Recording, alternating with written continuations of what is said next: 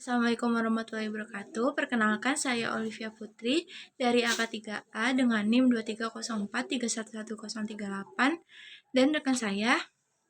Nama saya Nazwa Syahrain Setiawan. Di sini kami akan menjelaskan tentang siklus konversi.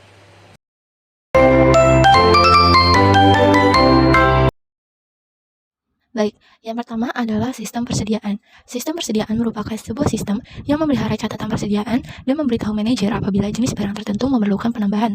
Sebuah sistem persediaan memproses dua jenis transaksi yang telah dibahas dalam siklus pendapatan dan siklus pengeluaran. Kedua transaksi tersebut adalah transaksi pembelian barang dan transaksi penjualan barang.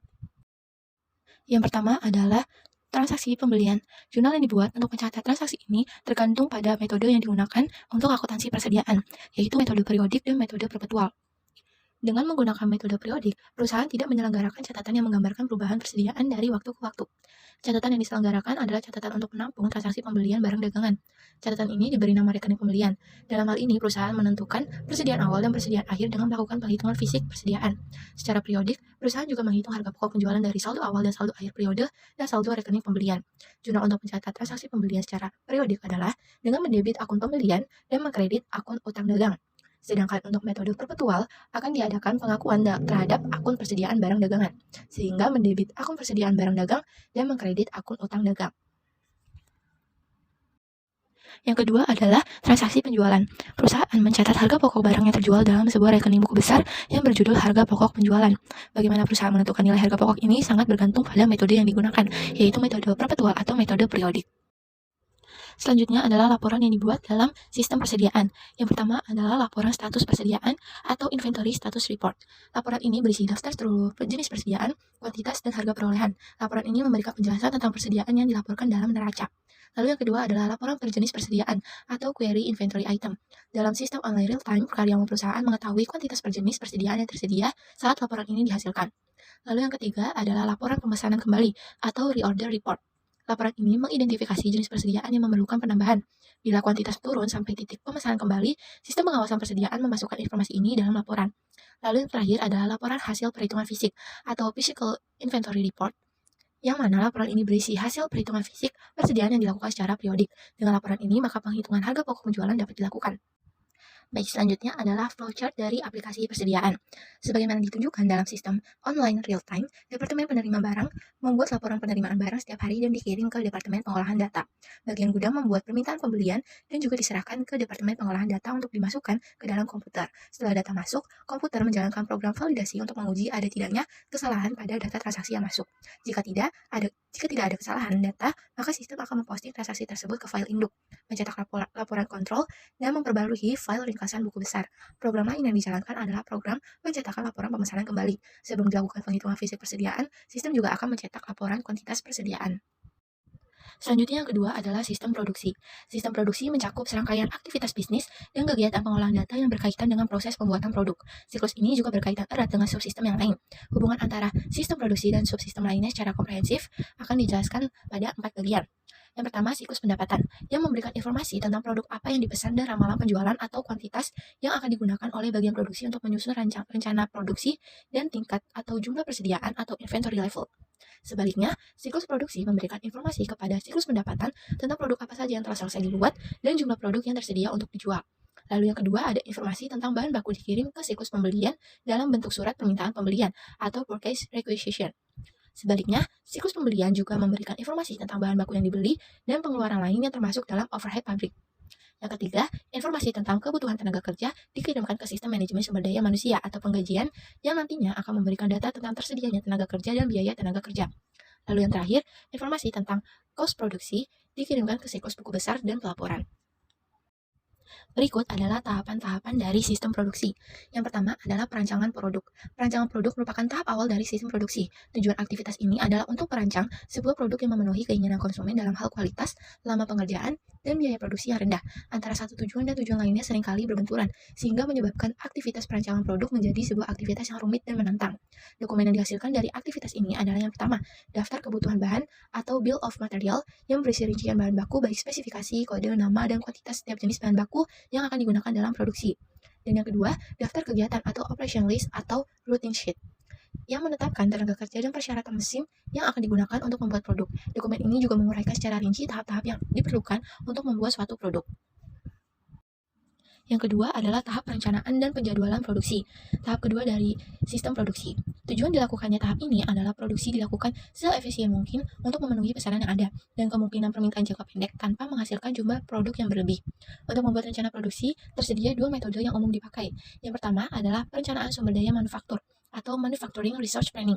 Metode ini merupakan metode yang mencari keseimbangan antara kapasitas produksi yang saat ini dimiliki perusahaan dan kebutuhan bahan baku untuk memenuhi permintaan pembelian yang diramalkan akan terjadi.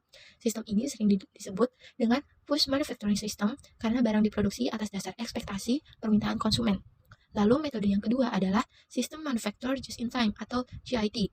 Tujuan sistem ini adalah untuk meminimumkan atau menghilangkan persediaan bahan baku, barang dalam proses, dan barang jadi. Penggunaan GIT sering disebut dengan pull manufacturing system karena barang hanya diproduksi untuk merespon permintaan dari konsumen. Tahap yang ketiga adalah proses produksi atau proses pembuatan produk. Aktivitas yang terkait dalam proses produksi ini bervariasi tergantung pada tingkat kompleksitas produk yang dihasilkan dan teknologi pemrosesan yang digunakan. Akuntan tidak perlu menjadi seorang pakar dalam bidang CIM atau Computer Integrated Manufacturing. Namun, akuntan perlu memahami bagaimana pengaruh penggunaan CIM terhadap sistem informasi akuntansi. Apapun cara produksi yang digunakan, pada akhirnya perusahaan tetap harus dapat mengumpulkan informasi penting yang berhubungan dengan produksi, yaitu konsumsi bahan baku, tenaga kerja, dan biaya overhead, sehingga sistem informasi akuntansi dapat mengolah data tersebut, memprosesnya, dan membuat berbagai macam laporan yang diperlukan. Sistem yang ketiga adalah sistem akuntansi biaya, atau tahap akhir dalam sistem produksi. Tujuan diselenggarakannya sistem akuntansi biaya adalah yang pertama, untuk menghasilkan informasi untuk perencanaan, pengendalian, dan penilaian kinerja kegiatan produksi. Yang kedua, menghasilkan informasi biaya yang akurat agar dapat digunakan sebagai dasar penentuan harga dan keputusan tentang komposisi produk. Dan yang ketiga, menghasilkan informasi yang dapat digunakan untuk menghitung nilai persediaan dan harga pokok penjualan. Untuk mencapai tujuan tersebut, sistem informasi akuntansi akan mengumpulkan data biaya yang dikelompokkan ke berbagai kelompok, kemudian membebankan biaya tersebut kepada berbagai objek biaya agar dapat diperoleh data yang akurat. Maka, selama tahap pengumpulan data perlu dilakukan pengelompokan data secara hati-hati, karena seringkali data yang sama dialokasikan dengan cara yang berbeda untuk tujuan yang berbeda. Selanjutnya terdapat flowchart prosedur akuntansi biaya secara manual, yang mana terdapat 4 departemen, yaitu Departemen Gudang, Departemen Pengawas Produksi, Departemen Akuntansi Biaya, dan Departemen Pabrik. Yang pertama, pada bagian gudang. Bagian ini akan menyerahkan laporan pemesanan kembali ke Departemen Pengawasan Produksi jika persediaan telah mencapai titik pemesanan kembali. Lalu, dilanjutkan ke Departemen Pengawasan Produksi. Atas dasar dokumen order penjualan dan laporan pemesanan kembali, Departemen ini membuat perintah produksi sebanyak 2 lembar dan mendistribusikannya untuk lembar yang pertama ke bagian pabrik, dan lembar yang kedua diteruskan ke Departemen Pengolahan Data. Lalu selanjutnya akan diteruskan Departemen Pengolahan Data. Bagian ini menerima perintah produksi dari Departemen Pengawasan Produksi. Selanjutnya, bagian ini melakukan perhitungan jumlah kelompok dan memasukkan data ke produksi ke dalam komputer.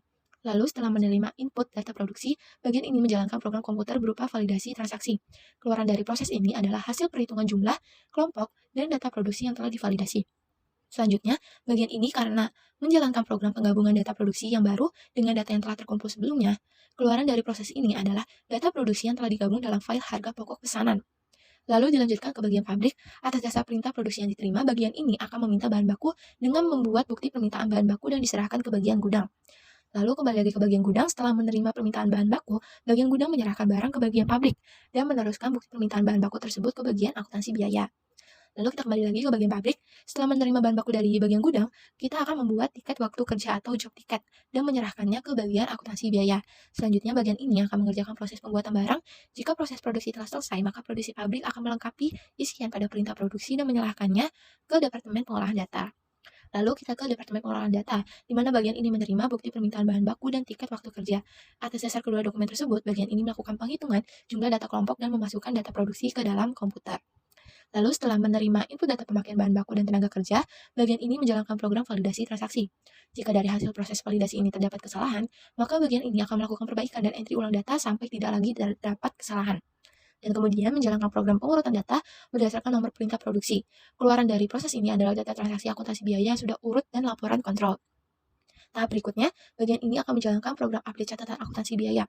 Hasil dari proses ini adalah laporan kontrol, file harga pokok pesanan yang telah diupdate, dan file pusat biaya. Setelah produksi selesai dibuat, bagian ini juga akan menerima perintah produksi yang sudah lengkap dari bagian produksi. Selanjutnya, bagian ini akan memasukkan data produk selesai ke dalam komputer dan menjalankan program penghitungan harga pokok per unit dan membuat laporan harga pokok pesanan. Hasil dari proses ini adalah laporan harga pokok pesanan dan voucher jurnal. Laporan yang dihasilkan dari sistem akuntansi biaya ada dua, yaitu laporan kontrol dan laporan harga pokok produksi. Yang pertama adalah laporan kontrol atau control report.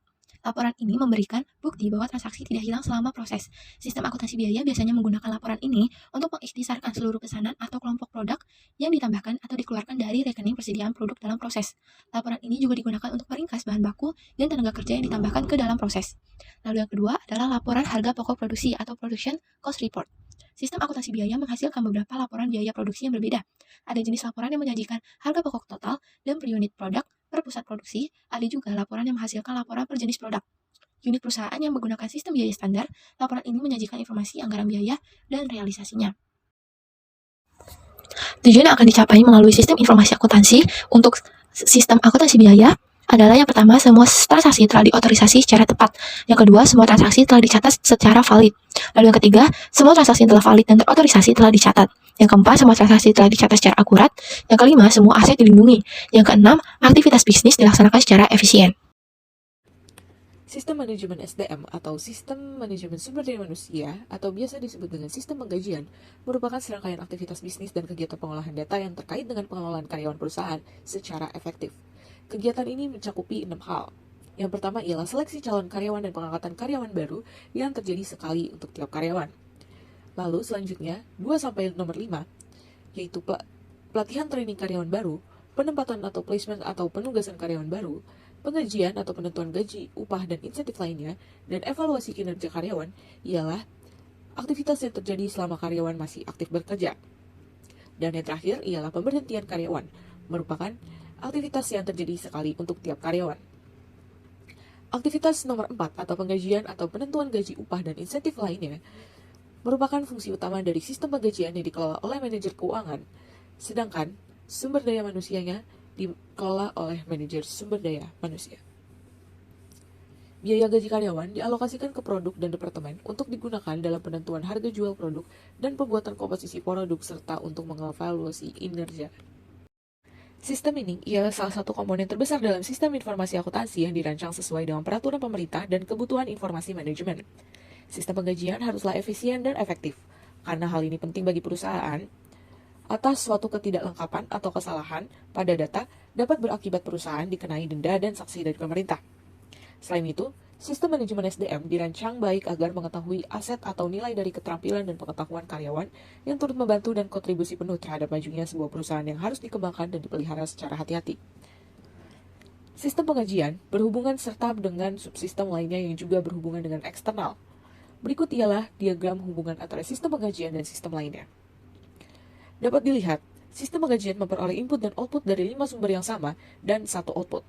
Seperti pada perubahan gaji yang menghasilkan laporan-laporan kepada Departemen Manajemen Sumber Daya Manusia, lalu potongan gaji kepada karyawan menghasilkan output berupa checks, lalu data jam kerja dan kehadiran dari berbagai departemen yang akan menghasilkan sebuah laporan, lalu aktivitas penggajian karyawan berupa cek kepada bank.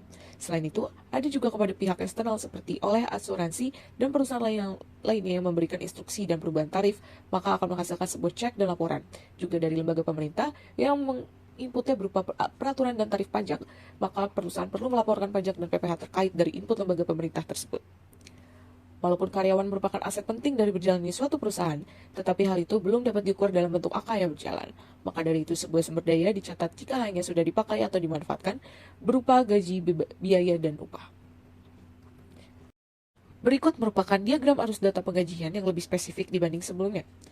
Sesuai dengan diagram yang ada, dengan itu, perusahaan melakukan pengelolaan dan pengembangan sumber daya intelektual yang dimiliki secara efektif. Untuk itu, SIA harus dirancang untuk tidak hanya melaksanakan tugas berupa mencatat data jam kerja dan kehadiran serta membuat cek gaji karyawan. Sistem penggajian harus diintegrasikan dengan sistem manajemen sumber daya manusia sehingga manajemen memiliki akses yang mudah tidak hanya ke data yang berhubungan dengan biaya tenaga kerja, tetapi juga informasi tentang keterampilan dan pengetahuan karyawan. Dalam sistem penggajian terdapat aktivitas yang diuraikan dengan 2 model, yakni sistem yang diselenggarakan secara manual dan menggunakan komputer. Yang pertama ialah sistem penggajian manual. Yang pertama, pada sistem ini, narasi prosedur penggajian manual dibagi menjadi beberapa bagian. Yang pertama bermula dari Departemen Personalia.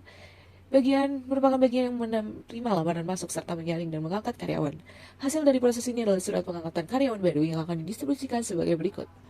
Lembar pertama ke karyawan yang bersangkutan, lembar kedua diserahkan ke bagian gaji, yang ketiga ke penyelia atasan langsung, yang keempat diarsipkan urut abjad bersama dengan surat lamaran dan referensi diarsipkan urut abjad. Lalu selanjutnya, berlanjut pada supervisor atau penyelia. Setelah menerima tembusan surat pengangkatan karyawan baru, penyelia menyiapkan skedul kerja untuk karyawan baru dan memberikan beban pekerjaan kepada karyawan baru. Menjelang pembayaran gaji, bagian ini memeriksa tiket kerja dan kartu jam kerja. Setelah diperiksa, kartu jam kerja akan diteruskan ke bagian gaji, sedangkan tiket kerja diserahkan ke bagian akuntansi biaya. Lalu selanjutnya ialah bagian karyawan baru. Setelah menerima surat pengangkatan, karyawan baru akan memperoleh skedul kerja dari atasan langsung. Jumlah kerja dan hadir karyawan akan direkam dalam kartu jam kerja dan tiket kerja yang akan diserahkan ke atasan langsungnya. Selanjutnya, kepada bagian gaji yang akan menerima tembusan surat pengangkatan pegawai baru yang akan digunakan sebagai dasar pencatatan gaji kumulatif yang diurutkan sesuai abjad. Bagian ini juga menerima kartu jam kerja guna membuat daftar gaji sebanyak 2 lembar dan mendistribusikannya sebagai berikut. Yang pertama kepada bagian keuangan, sedangkan yang kedua ialah ke bagian akuntansi. Pada bagian ini juga akan mengarsipkan kartu jam kerja urut abjad, memperbarui catatan gaji kumulatif, dan mengarsipkan catatan gaji kumulatif sesuai urut dan abjad. Selanjutnya dilanjutkan pada bagian keuangan. Atas dasar gaji yang diterima, bagian ini membuat cek transfer gaji untuk mengisi rekening gaji di bank dan bukti store bank, dan menyetorkannya ke bank. Lalu, bagian keuangan akan membuat dan mendatangani cek gaji serta membayarkannya kepada karyawan. Setelah itu, berakhir pada bagian akuntansi, yang mana setelah menerima tembusan bukti setor bank dari bank, bagian akuntansi kemudian mencocokkan tembusan bukti setor dengan daftar gaji dan mengarsipkannya dalam urut tanggal. Lalu selanjutnya, kegiatan terakhir. Bagian akuntansi akan membuat jurnal pembayaran gaji dan memposting ke rekening buku besar. Lalu selanjutnya adalah sistem penggajian berbasis komputer, yang bermula pada bagian gaji. Bagian gaji akan menerima kartu jam kerja dan tiket jam kerja dari berbagai departemen. Atas dokumen ini, bagian gaji akan membandingkan kedua dokumen dan memasukkan data gaji ke komputer dan mengarsipkan kedua dokumen tersebut sesuai dengan urut waktu. Lalu selanjutnya, berlanjut pada pengolahan data. Setelah menerima input data gaji, bagian ini akan menjalankan program pengurutan data, hasilnya adalah gaji yang telah terurut. Selanjutnya pada bagian ini, menjalankan program pembuatan cek dengan menggunakan file induk penggajian dan file buku besar. Keluaran dari atau output dari proses ini ialah cek gaji yang akan diserahkan ke Departemen Keuangan atau kasir, lalu berbagai macam laporan periodik yang akan diserahkan ke berbagai departemen, lalu selanjutnya ada daftar gaji yang akan diserahkan ke bagian utang. Pada bagian utang, ia menerima daftar gaji dan Departemen Pengolahan Data. Atas dasar daftar gaji tersebut, bagian utang akan memberikan otorisasi dan membuat voucher. Selanjutnya voucher dan daftar gaji diserahkan ke kasir. Pada bagian kasir, mula-mula akan menerima cek gaji, lalu selanjutnya akan menerima voucher dan daftar gaji, kemudian memeriksa dan menandatangani cek dan membatalkan atau mengecap lunas voucher. Selanjutnya, kasir akan mendistribusikan dokumen tersebut sebagai berikut. Yang pertama, daftar gaji diserahkan ke bagian gaji dan voucher akan diserahkan ke bagian akuntansi.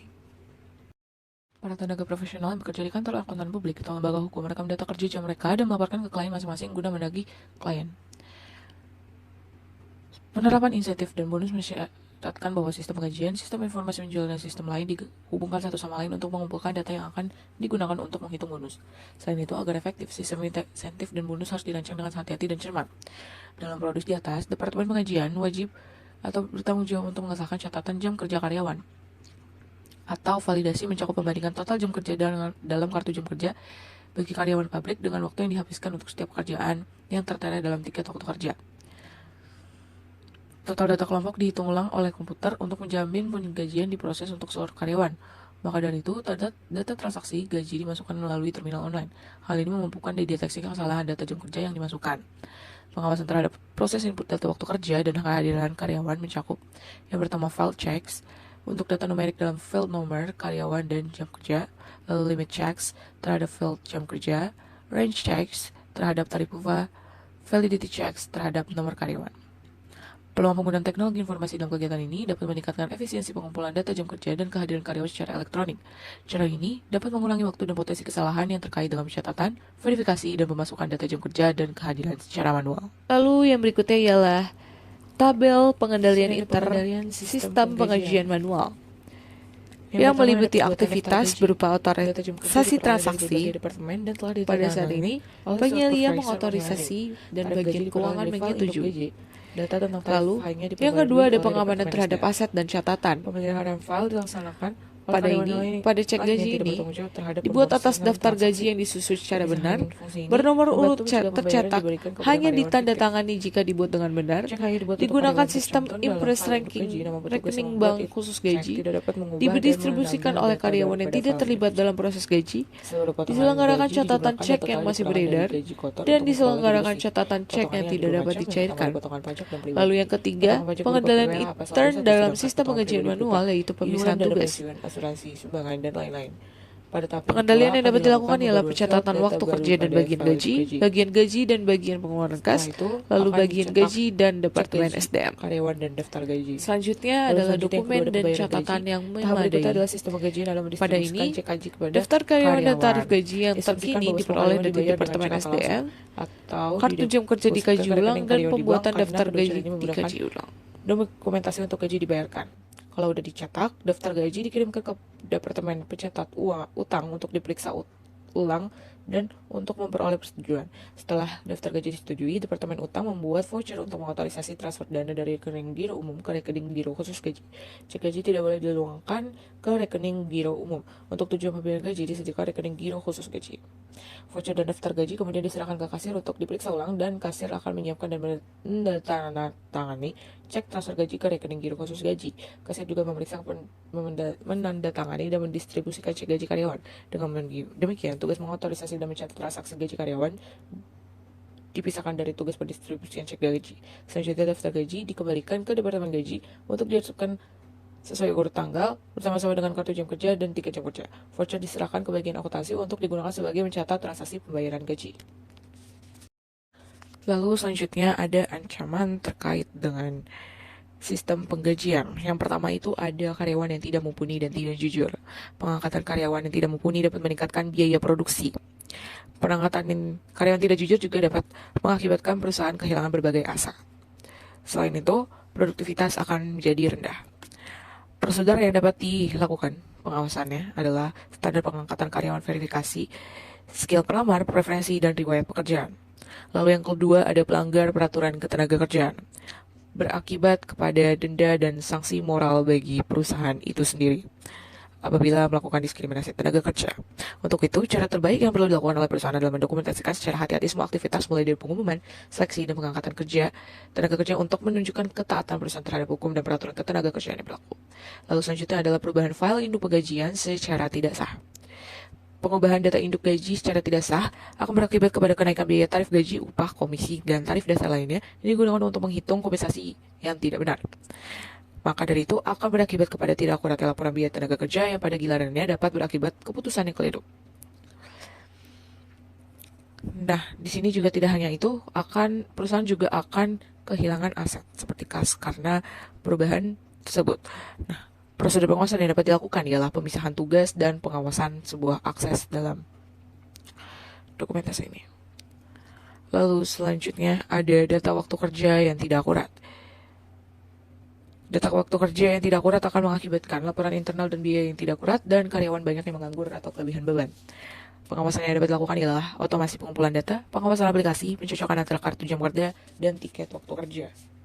Lalu selanjutnya ada pemrosesan gaji yang tidak akurat. Kompleksitas pemrosesan gaji mengakibatkan munculnya berbagai kesalahan yang dapat menyakiti moral karyawan, terutama jika cek gaji terlambat dibayarkan. Nah, kesalahan ini juga dapat berakibat penalti jika kesalahan mengakibatkan batalnya atau terlambatnya pembayaran pajak. Demikian, kegagalan ini dapat gagal dalam mengakses secara akurat data gaji dan menyerahkan dana tersebut ke pihak yang tepat, dapat mengakibatkan perusahaan terkena payroll error. Prosedur untuk mengatasi persoalan ini yaitu adalah batch total, yaitu dihitung saat entry data dilakukan, kemudian angka ini akan dibandingkan dengan angka yang sebanding selama tahap pemrosesan data. Selain itu, dapat pula digunakan jumlah angka non-finansial atau hash total. Jika hash total cocok dengan hash total berikutnya, maka hal ini berarti seluruh gaji telah diproses. Terus yang kedua, data input akurat dan seluruh data kerja telah dimasukkan secara selama proses pengolahan data. Lalu yang kedua ada cross voting daftar gaji atau total kolom pembayaran bersih harus sama dengan total kolom pembayaran kotor dikurangi dengan total kolom pemotongan. Lalu yang ketiga ada rekening giro khusus gaji. Rekening ini merupakan salah satu rekening buku besar yang digunakan dalam proses 2 tahap untuk mengecek akurasi data kelengkapan pencatatan biaya gaji dan alokasinya ke berbagai pusat biaya.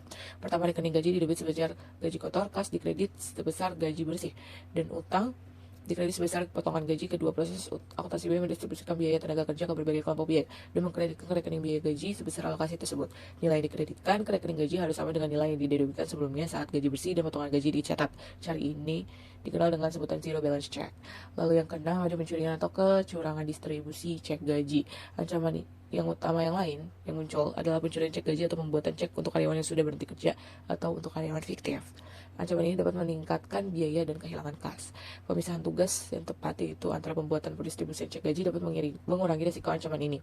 Pengendalian penulisan cek dapat dilakukan dengan cara akses ke belangko ke cek pada mesin penandatangan harus dibatasi. Lalu seluruh cek bernomor urut tercetak dan dihitung secara periodik.